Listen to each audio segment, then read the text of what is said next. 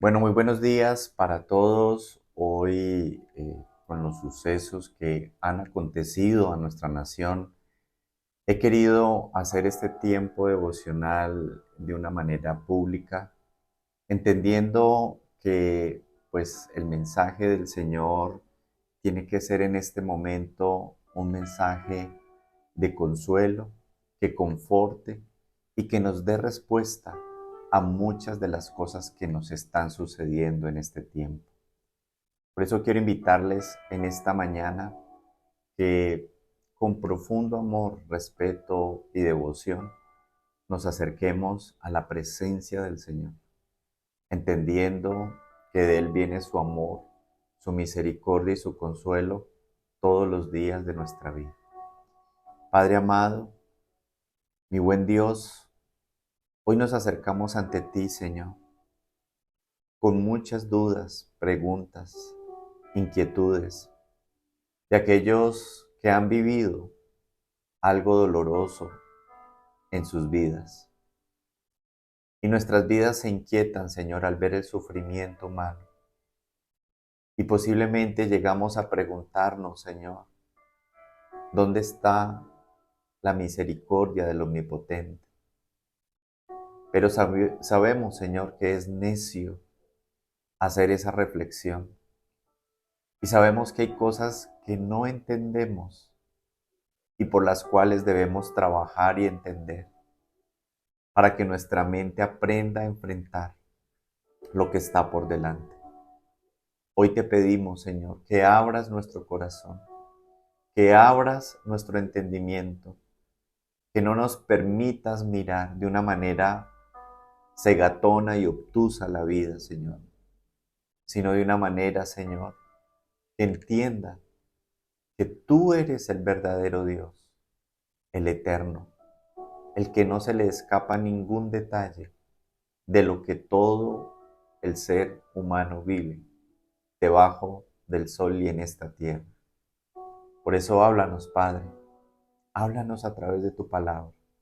Te lo pedimos y te lo rogamos en el precioso nombre de Jesús. Amén. Bueno, entendiendo este tiempo tan difícil, unos días que invitan a la reflexión, tenemos que necesariamente abordar este tema. ¿Por qué el sufrimiento humano? ¿Será que Dios no es consciente de las familias que se afectan? ¿Por qué unas sí y otras no? ¿Por qué los buenos y no los malos? Son demasiadas preguntas que pueden desbordar la mente e incluso hacernos dudar de que Dios es un Dios misericordioso. Pero es necesario abordar este tema desde la Escritura. Quiero que vayamos al Evangelio de Lucas capítulo 13, versos del 1 al 5. Eh, el mismo Señor Jesucristo, en este pasaje del Evangelio de Lucas, nos invita a la reflexión de que no porque sucedan tragedias es porque estemos siendo más pecadores que otros. La Biblia siempre nos va a invitar a la conexión con el Eterno y al arrepentimiento. Miremos lo siguiente, Lucas 13 del 1 al 5. En esos días le informaron a Jesús que Pilato había asesinado a varias personas de Galilea mientras ofrecían sacrificios en el templo. ¿Piensan que esos galileos eran peores pecadores que todas las demás personas de Galilea? Preguntó Jesús. ¿Por eso sufrieron? De ninguna manera. Y ustedes también perecerán a menos que se arrepientan de sus pecados y vuelvan a Dios. ¿Y qué piensan de los 18 que murieron cuando la torre de Siloé les cayó encima? ¿Acaso eran los peores pecadores de Jerusalén? No. Y les digo de nuevo, a menos que se arrepientan, ustedes también perecerán. El Señor Jesucristo, eh, en este mensaje, usa el ejemplo de dos situaciones que pueden ser trágicas para el ser humano. Sucumbir ante una persona muy mala, por ejemplo, el holocausto nazi en manos de Hitler, o sucumbir ante una catástrofe fortuita. En tiempos de Jesús cayó la torre de Siloé. Se cayó una torre, una estructura, posiblemente de muros de piedra, algo de argamasa, se cayó y mató a 18 personas. Dos situaciones: sucumbir ante una persona muy mala, ¿cierto? Un ladrón, un sicario, un genocida, ¿sí? O sucumbir ante una catástrofe fortuita. El Señor Jesucristo deja claro que no porque esas personas hayan muerto, significa que hayan sido pecadoras. Pero Dios está usando, Cristo está usando este mensaje precisamente para invitarnos al arrepentimiento, ¿cierto? Los que quedamos, los que quedan, eh, hace el Señor Jesucristo una invitación al arrepentimiento.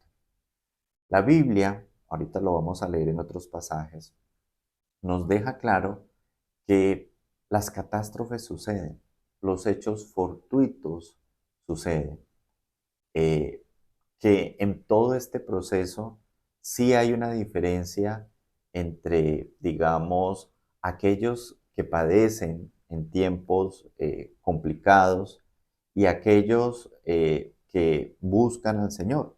Ahí tiene que haber alguna diferencia. Pero también vemos que hay personas muy buenas que perecen y no logramos comprender por qué sucede. Una de las preguntas que también nos hacemos, bueno, y en estos temblores, ¿por qué murieron familias bien constituidas? ¿Por qué murieron personas honestas y luchadoras? ¿Por qué no observamos en las noticias que murió el peor malandro, ¿cierto? De una pandilla o de un ente armado, ¿sí? Nos preguntamos eso. Esas preguntas llegan a la mente y al corazón. Y es precisamente por el concepto que los seres humanos tenemos de la muerte. Pensamos en esencia que la muerte es algo malo, pero desde la perspectiva cristiana y el Hijo de Dios, eh, el concepto de la muerte tiene que cambiar para nosotros. Todos quisiéramos morir de una manera tranquila y en un proceso donde vamos aceptando el proceso de la muerte. Pero a veces no es así. Y yo tengo que reconciliarme en esencia con el concepto de la muerte. Eclesiastés 7 del 2 al 4, en la Nueva Traducción Viviente, dice lo siguiente: más vale más pasar el tiempo en funerales que en festejos. Al fin y al cabo, todos morimos. Así que los que viven deberían tenerlo muy presente, dice Salomón. Es mejor el llanto que la risa, porque la tristeza tiende a pulirnos. En otras versiones dice, en la traducción al lenguaje actual, dice, tiende a madurarnos. La tristeza tiende a pulirnos, tiende a madurarnos.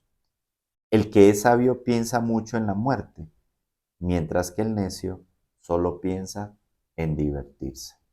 Y aquí viene una primera perspectiva que nos da la escritura acerca de la muerte.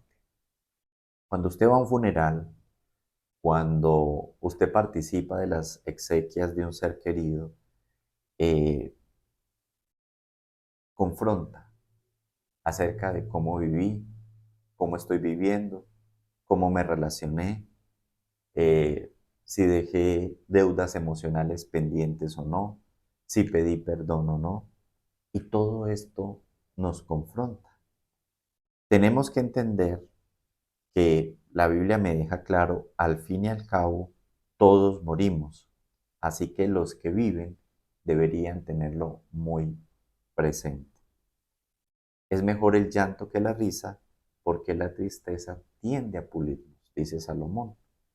El duelo y la tristeza del luto tiende a pulirnos, dice la Escritura. Eso es lo que me está enseñando.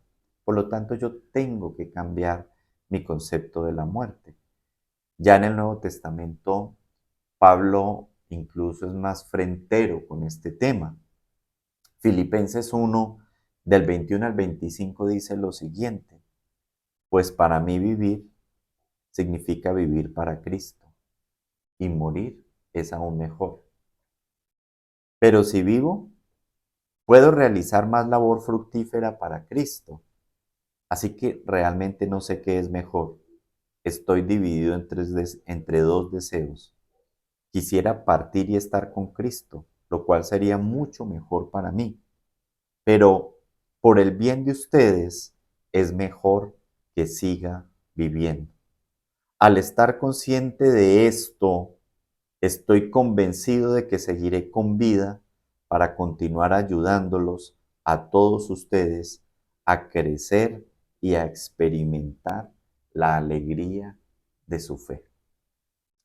Pablo se hace esa reflexión, se hace esa pregunta en su mente y en su corazón. Eh, Él no sabe qué es mejor, si vivir o morir. Quisiera morir para partir y estar de una con Cristo, el estado ideal, donde no hay sufrimiento, ni llanto, ni dolor, ni angustia. Pero vivir también es bueno porque me permite ayudar a los demás. La razón para Pablo vivir era ayudar. La razón de Pablo vivir era poder dejar un legado de bendición para muchos. Las personas que logran encontrar propósito en la vida jamás se arrepienten de lo que viven. Por eso es tan valioso encontrar propósito. Y nada mejor que encontrar propósito en la persona de Cristo. Pero esto no me responde las preguntas acerca del sufrimiento humano. ¿Por qué sufre el ser humano? Y básicamente la respuesta es muy sencilla. Yo como ser humano sufro por mi nivel de apegos. A lo que usted está apegado, por eso sufre. Por eso, si usted pierde un ser querido, va a sufrir, porque hay un nivel de apego. Y eso no está mal, eso es completamente humano. ¿Quién no va a sufrir por la muerte de un esposo o de una esposa? ¿Quién no va a sufrir por la muerte de un hijo o de una hija? Es un profundo dolor, porque estamos apegados. Por eso, el sufrimiento humano es directamente proporcional a su nivel de apego. Pero la escritura me enseña un concepto que a veces muchos de nosotros, por pensar que tenemos seguro el día de mañana, nunca reflexionamos eso. Y es que en la eternidad, el apego de un ser humano hacia otra persona es totalmente irrelevante. Vamos a mirar el siguiente pasaje, Mateo 22, del 23 al 30. Les ubico en el contexto para que lo entendamos. Al Señor Jesucristo, la secta de los saduceos, que no creían en la resurrección de los muertos, le ponen un ejemplo a Cristo. En el Antiguo Testamento existía una ley, la ley del levirato. ¿En qué consistía esa ley? Que si en una familia uno de los hermanos, digamos, moría y su esposa quedaba viuda sin hijos, era la obligación de los hermanos, de alguno de los hermanos, eh, desposarse con esa viuda y tener descendencia, ¿cierto? Para que la descendencia de su hermano no muriese. Esa era una ley del Antiguo Testamento. Pero entonces a Cristo le hacen la pregunta, y vamos a ver. Ese mismo día se acercaron a Jesús algunos saduceos, líderes religiosos que dicen que no hay resurrección después de la muerte. Le plantearon la siguiente pregunta. Maestro, Moisés dijo, si un hombre muere sin haber tenido hijos, su hermano debe casarse con la viuda y darle un hijo para que el hombre del hermano continúe. Ahora bien, supongamos que había 7 hermanos. El mayor se casó y murió sin dejar hijos. Entonces su hermano se casó con la viuda. El segundo hermano también murió y el tercero se casó con ella. Lo mismo sucedió con los 7.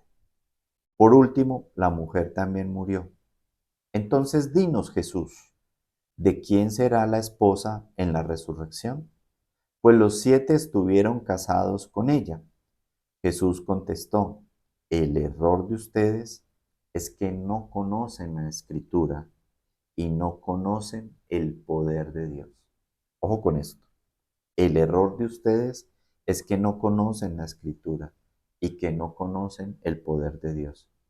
Pues cuando los muertos resuciten, no se casarán ni se entregarán en matrimonio. En este sentido, serán como los ángeles del cielo. Vamos a meditar esto. ¿Cómo es el cuerpo humano en la resurrección de los muertos? ¿Cómo es? Eh, Cuando usted se muera, ¿se va a encontrar con sus seres queridos? La respuesta desde el aspecto bíblico, sí, porque Dios es un Dios de vivos. Eh, Cuando Jesús está en el monte de la transfiguración con Pedro, Jacobo y Juan, identificaron a Moisés, identificaron a Elías. Jesús me dice en los evangelios, Dios es un Dios de vivos, no de muertos. Pero seremos como los ángeles del cielo, que ni nos casaremos ni nos daremos en casamiento. ¿Por qué? ¿Cuál es la razón que no comprendemos, que no entendemos? El amor del Eterno es tan fuerte, es tan poderoso, que el amor humano llega a ser totalmente irrelevante. Por lo tanto, no hay sufrimiento, porque el apego no es el apego al amor de mi hijo, al amor de mi esposo, al amor de mi esposa. El amor del Eterno es tan grande, tan incomprensible, tan saciable en el alma humana, que las relaciones humanas pierden o, digamos, se difuminan en su valor.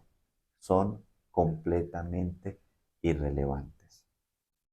Cuando Dios creó el primer Adán, no lo creó siendo un niño, lo creó siendo un hombre maduro y pensante. Cuando Cristo cumple su ministerio y resucita, lo hace posiblemente en la misma edad de Adán, maduro, consciente y responsable, ¿sí? En la resurrección de los muertos tendremos esa característica. Seremos personas maduras jóvenes, por así decirlo, entre 30 a 33 años, el cuerpo del resucitado, conscientes, pensantes, pero tan llenos del Eterno que el amor humano es completamente irrelevante. Entonces volvemos a la pregunta, ¿por qué sufrimos? Los seres humanos sufrimos por nuestro nivel de apego a, digamos, la esencia humana. Por eso, el primer mandamiento es amar a Dios con toda tu alma, con todo tu corazón, con toda tu mente y con todas tus fuerzas. ¿Por qué es un mandamiento? Porque cuando tú amas al Señor, la dosis de sufrimiento humano en esta tierra disminuye. Y cuando tú amas al Eterno, te va a quedar fácil amar a tu prójimo. De tal manera que como Pablo puedes decir, no sé qué es mejor, si morir o quedarme. Si me quedo, ayudo, ayudo a los demás, amo a los demás, me entrego a los demás. ¿Sí? Entendiendo esto, vamos a mirar tres aspectos de esa dimensión. ¿Cómo debo entonces yo vivir la vida para poder abordar el sufrimiento humano? Lo primero que la Biblia me enseña es que para yo evitar el sufrimiento humano, la Biblia me enseña en la misma oración del Padre Nuestro en Mateo 6:13 lo siguiente: una de las cosas que a los seres humanos o a los hijos de Dios se les olvida pedir es que yo tengo que pedir a Dios que me libre del mal, que me libre de quedar atrapado en una tragedia, que me libre del maligno, de las acechanzas del mal. Mateo 6:13, en la oración del Padre Nuestro. Lo primero, no nos metas en tentación, sino líbranos del mal, porque tuyo es el reino, el poder y la gloria por todos los siglos. Amén. Porque unas vidas se salvaron y otras sucumbieron, a pesar del esfuerzo humano por ser rescatados. Lo primero que tengo que decirle yo al Señor, que no comprendo, es, eh, líbrame del mal. Dios tendrá un propósito con cada vida. El libro de Job nos deja claro que nuestros días están contados y que no se nos concederá un minuto más de lo que el Eterno haya establecido para el término de nuestros días. Por eso, duerma tranquilo en su apartamento, porque si le toca, le toca, y si no le toca, no le toca. Desde la perspectiva bíblica, eso es claro. Lo segundo que yo debo entender es que la vida que busca pulirse con el Señor, la Biblia me dice que esa persona es librada del mal. Eso sí me lo dice la Escritura. Sofonías 2:3. Busquen al Señor los que son humildes y sigan sus mandamientos. Procuren hacer lo que es correcto y vivir con humildad. Quizá todavía el Señor los proteja y los libre de su ira en ese día de destrucción. Aterrador este versículo. Es que da pánico y da temor al mismo tiempo. Vuelvo y se los leo. Busquen al Señor los que son humildes y sigan sus mandamientos. Procuren hacer lo que es correcto y vivir con humildad. Quizá todavía el Señor los proteja y los libre de su ira en ese día de destrucción. Lo segundo que tenemos que aprender es que la vida que busca pulirse con el Señor es librada del mal. Entonces, lo primero, hay que pedirle al Señor que me libre del mal. Segundo, busque pulirse con el Señor. Sea humilde, siga sus mandamientos, procure hacer lo correcto para que el Señor lo proteja y lo libre de su ira en el día de la destrucción. Pero también lo tercero que yo tengo que entender, y es que en la vida hay que saber disfrutar sin perder el temor a Dios. Y aquí vamos a aprender 5 máximas acerca del aprender a disfrutar. Y para esto vamos a usar 2 pasajes. Eclesiastés 5 del 18 al 20 y Eclesiastés 9 del 9 al 12.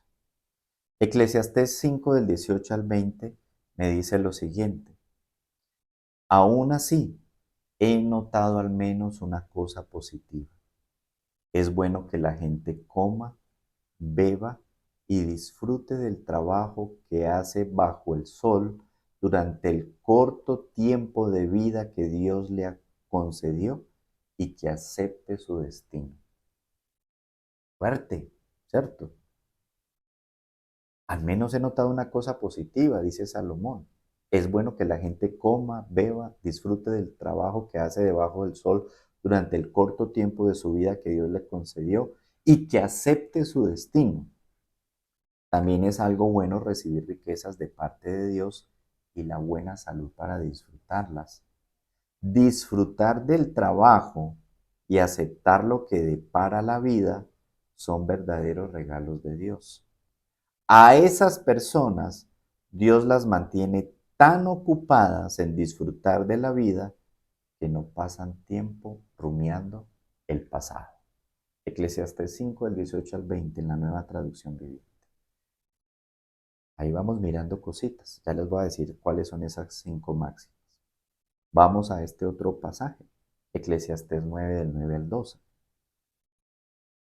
Vive feliz junto a la mujer que amas todos los insignificantes días de vida que Dios te haya dado debajo del sol. La esposa que Dios te da es la recompensa por tu esfuerzo terrenal. Todo lo que hagas, hazlo bien, pues cuando vayas a la tumba no habrá trabajo, ni proyectos, ni conocimiento, ni sabiduría. Observé algo más bajo el sol. El corredor más veloz no siempre gana la carrera, y el guerrero más fuerte no siempre gana la batalla. Los sabios a veces pasan hambre, los habilidosos no necesariamente son ricos, y los bien instruidos no siempre tienen éxito en la vida, me dice Salomón. Todo depende de la suerte, de estar en el lugar correcto, en el momento oportuno. La gente nunca puede predecir cuándo vendrán tiempos difíciles. Como los peces en la red o los pájaros en la trampa, la gente queda atrapada por tragedias repentinas. ¿Cuáles son esas 5 máximas que yo debo tener presente en esta tierra para saber disfrutar en la vida sin perder el temor al Señor? La Biblia me dice primero, coma y beba, disfrute un plato de comida, disfrute sentarse a la mesa, disfrute lo que Dios le da. Lo segundo, no hay cosa más valiosa para un ser humano que disfrutar de lo que usted hace. Disfrute el trabajo, disfrute lo que Dios le ha dado en aquello en lo cual usted concentra la mayor energía de su vida para producir. Disfrute su trabajo, disfrútelo, ámelo, ámelo con amor, con pasión. Tercera máxima que me enseña Salomón en este pasaje. Eh, Sepa recibir las bendiciones, sepa administrarlas. Me dice que no necesariamente al sabio y al habilidoso le va mejor o genera mayor riqueza, pero que tener una bendición y poder disfrutar de ella es un regalo de Dios, es un don de Dios. Por lo tanto, sepa recibir las bendiciones, sépalas administrar, sépalas, cuando hablo de administrar es no solo tasarlas en el tiempo, sino disfrutarlas con sus familiares. Porque aquí vienen elementos humanos como el miedo al apego, a la riqueza, que no me permite disfrutar y que hace que yo pueda ser un ser humano avaro o codicioso, ¿sí? Por eso el sufrimiento humano, como hemos venido explicando, es directamente proporcional a mi nivel de apego. Lo tercero, no rumie el pasado. Para disfrutar en esta vida, usted tiene que abandonar el pasado. Si usted sigue aferrado al pasado, va a sufrir en esta vida. Y lo quinto que usted debe experimentar es ame con intensidad todos los insignificantes días que usted tiene en esta tierra.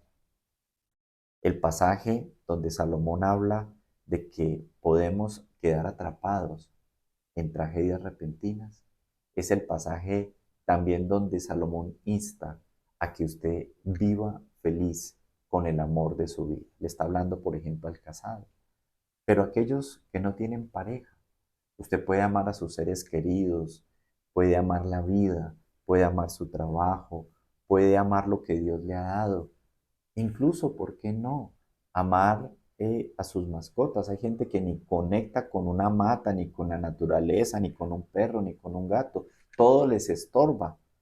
No aman con intensidad. Por eso sufren en esta tierra. 5 máximas para disfrutar en esta vida sin perder el temor a Dios. Comer y beber. Disfrutar del trabajo. Saber recibir las bendiciones. No rumiar el pasado y amar con intensidad. Por último, para que oremos. Esto del terremoto en Colombia y en Cali nos ha afectado muchísimo, muchísimo, precisamente por las historias que escuchamos. Eh, Respondiendo a la pregunta por qué mueren las o sufren las personas, digamos, más buenas y los malos parece que no sufrieran, precisamente es Dios dando espacio a la misericordia en vida. Cada uno de nosotros tiene nuestros días contados y aquellos que se sobreponen de una tragedia son aquellos que encuentran propósito en su existencia, tal como lo dijo una de las mellizas que sobrevivió. Recuerde que fueron unas trillizas, 2 de ellas murieron sus padres abrazados. Eso también nos recuerda lo que nos dice Salomón. ¿Estamos preparados para morir abrazados o estamos tan disgustados que ni siquiera dormimos abrazados aquellos que son casados? Por último, les dejo este versículo para que lo mediten, porque pensamos como si el Eterno se hubiera olvidado de nuestras ciudades. Pero mire lo que está sucediendo cuando conocemos la Escritura. Por eso Cristo les decía a los saduceos, ustedes ignoran las Escrituras, no saben cuál es el pensamiento del Eterno. Habacuc capítulo 3, verso 6. Cuando Él se detiene, la tierra se estremece. Cuando mira, las naciones tiemblan. Él derrumba las montañas perpetuas y arrasa las antiguas colinas. Él es el Eterno. La promesa de Dios para Colombia y para aquellas ciudades que han tenido profundas pérdidas, todo el Valle del Cauca, incluyendo Cali, el eje cafetero en muchos municipios, incluyendo Pereira. Dios se ha detenido a mirarnos, pero la mirada del Eterno con toda su gloria estremece, hace que la tierra tiemble, hace que las naciones tiemblen. Y si Él se detuvo a mirarnos, es para que reflexionemos, como dice Salomón. Es mejor estar en la casa de luto, reflexionando acerca de cómo vamos a vivir de aquí en adelante. No se olvide, Él es el Eterno. A Él no se le escapa nada. Y no podemos ignorar de el valor de su existencia y de que a Él no se le ha escapado ningún asunto de ninguna alma humana. Aquellos que los rescatistas hicieron el enorme esfuerzo de rescatar un alma humana, que en medio de su condición médica se le hizo una resucitación cardiopulmonar por más de 17 minutos y aún así el Eterno se la lleva, dejando atrás hijos y familia. Eso usted lo puede llegar a confundir, pero el Eterno nos está mirando y su misericordia no ha abandonado esta nación. Quiero invitarles a que con profundo temor reverente ustedes mediten estos versículos con detenimiento y se den cuenta de una cosa, que Dios nos está mirando y que el sufrimiento humano es directamente proporcional a nuestro nivel de apegos. ¿Será que este es el tiempo donde la humanidad tendrá que apegarse más a Dios? Les dejo esa reflexión. Vamos a orar y vamos a decirle al Señor en esta mañana que nos permita procesar todo esto que hemos venido entendiendo. Amado Padre, cuántas cosas pasan por nuestra mente y por nuestro corazón. No comprendemos, no sabemos. Podemos juzgar a la ligera, podemos pensar que hay ciudades más pecadoras que otros, pero tu palabra nos enseña que eso es un error.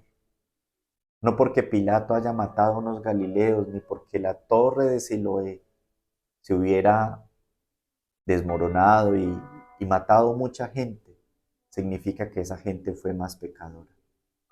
Pero sí nos invita a nosotros a reflexionar, a arrepentirnos, a estar mejor en la casa de luto que en el día de banquete, para entender que debemos cambiar muchas cosas en nuestra vida.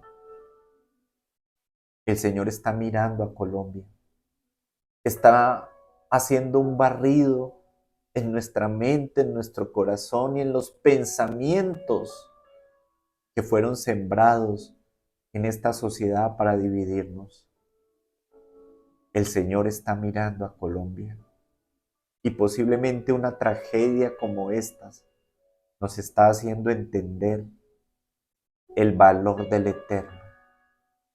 Mi deber es amarlo con toda mi alma, con toda mi mente, con todo mi corazón, con todas mis fuerzas, para que nada de lo que ocurra en esta tierra me afecte y me robe la paz.